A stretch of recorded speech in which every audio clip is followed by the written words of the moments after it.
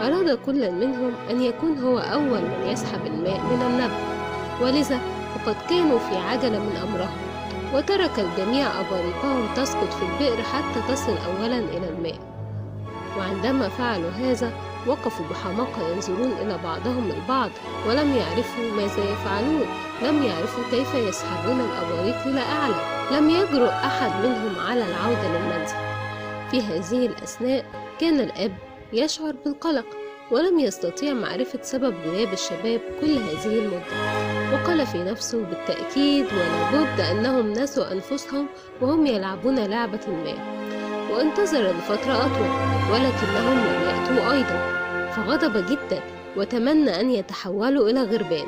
وبمجرد قول هذه الكلمات سمع صراخا ونعيبا أعلى رأسه، فنظر إلى أعلى فرأى 7 غربان سوداء مثل الفحم يحلقون في دوائر.